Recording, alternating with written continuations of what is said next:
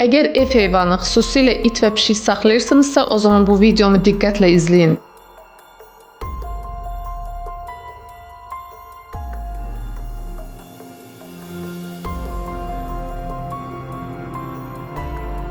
Onlardan keçə bilən bəzi xəstəliklər var və bu barədə məlumatlı olmaq və ehtiyatlı davranmaq lazımdır. Birinci növbədə qeyd etmək istəyirəm ki, ev heyvanları bizim üçün yalnız pozitiv enerji və sevinç gətirirlər, amma bəzən xəstəlik də gətirə bilir. Bu xəstəliklərdən bir neçəsinin adını çəkmək istəyirəm.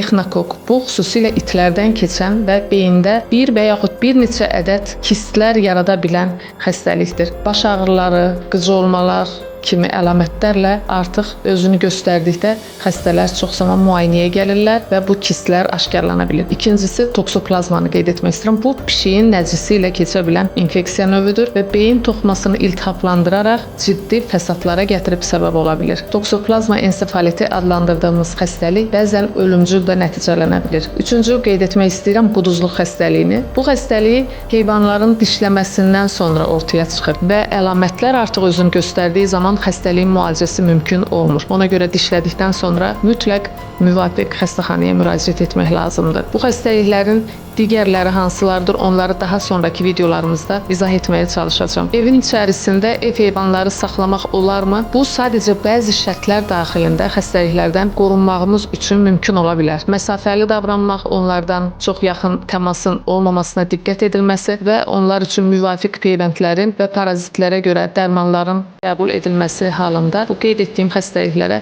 yoluxma ehtimalı azalır.